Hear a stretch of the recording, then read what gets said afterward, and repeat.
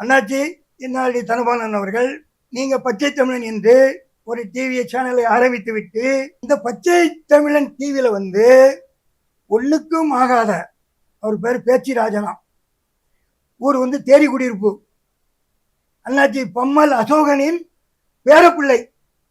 நான் எத்தனையோ நேரம் வச்சிருக்கிறேன். இவருக்கு நாராயண பற்றி தெரியும். இவர் வயசு என்ன? தளபதி நாராயணராஜா இன்னைக்கு வட சென்னையில் நமது சமுதாயம் தென் மாவட்டத்தில் இருக்கிறவங்க மதுரையிலேருந்து எல்லாருமே இன்னைக்கு வணிகம் பண்றாங்கன்னா, இன்றைக்கு வந்து சமுதாயத்துக்காக அவர் அண்ணனை இழந்தார். எப்படி இழந்தார்னு தெரியுமா அவருக்கு? இதுல எந்த நாடாருக்காக தெரியுமா? என்னாடி தனபால் அண்ணாச்சி உங்களுக்கு தெரியுமா?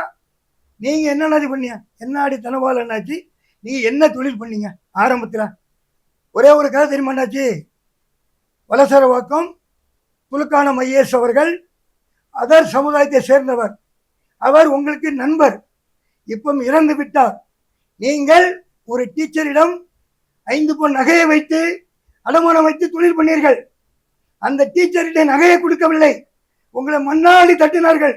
இது உண்மையா பொய்யா? இல்ல நீங்க சொல்வதுதான் பொய்னா நீங்கள் உங்களுடைய பைபிளை அடித்துட்டு போறீர்கள். உங்களை பற்றி நான் பேச மாட்டேன். இல்லை என்றால் நான் திருத்தவா சொன்னேன். அப்புறம் நீங்கள் என்ன பண்ணீர்கள்? கலப்பட சிமெண்ட் பண்ணினீர்கள். எப்படி கலப்பட சிமெண்ட் கலப்பட பெயிண்ட் பண்ணினீர்கள். நீங்கள் ஒரு பெரிய தொழில் அதிபர்கள் இல்லை. அந்த பணத்தை காப்பாற்றுவதற்காக அன்றைய காலகட்டத்தில் நீங்கள் திமுக உங்களுக்கு இளைஞர் கொடுத்தோன்னா ஏடிஎம்கே வந்து திமுகவுக்கு போனீர்கள். இப்போ அந்த அம்மையார் இல்லை என்ன, அதனால இப்போ நீங்க ஏடிஎம்கே வந்து விட்டீர்கள். புரியுதுங்களா? நீங்க வரலாறு தெரியாம நீங்க வந்து பின்னாடி இருந்து இந்த முத்துரமேஷ் என்ற சேர்வனை நீங்கள் தூண்டிவிடக் கூடாது. அதனால முத்துரமேஷ் நீ ஒரு சேர்வார், நீ இதெல்லாம் வந்து நாடார் சமூக, நீ தமிழ்நாடு நாடார் சங்கத்தில் இருக்கிறவங்க அது தமிழ்நாடு நாடார் சங்கம் இல்ல, சேர்வை நாடார் சங்கம் என்று மாற்று. இல்லை என்றால் ரைட்டு, நீ நாராயணன் தளபதி நாராயணன் அடியாட்கள் என்று சேலையை தூக்குனார் என்று சொல்லியே, நீ யார் வீட்டில் இருக்கிறா? அது உன் சொந்த வீடா? இல்ல அண்ணாச்சி வைகுண்டராஜன் உனக்கு எழுதி கொடுத்தாரா? ரைட்டியா? வந்தவங்க கேட்டாங்க, என்ன கேட்டாங்க? ஏய் முத்துரமேஷ் உன் பொண்டாட்டியை வைகுண்டராஜன் வச்சிருக்கிறார் சொன்னாங்க. அப்போ என்ன பண்ணிருக்கணும் வைகுண்டராஜன் அண்ணாச்சி? நீங்க உண்மையான சமுதாயத்தில் உள்ளவர்களாக நீங்க இருந்திருந்தால் நாராயண அண்ணாச்சியில போன் போட்டு, அண்ணே அவன் சின்ன பையன், அவன் தெரியாம கூட சொல்லிட்டான் அப்படின்னு சொல்லி நீங்க போய் கேட்டு 2 பேரையும் நீங்க பண்ணி விட்டுக்கலாம?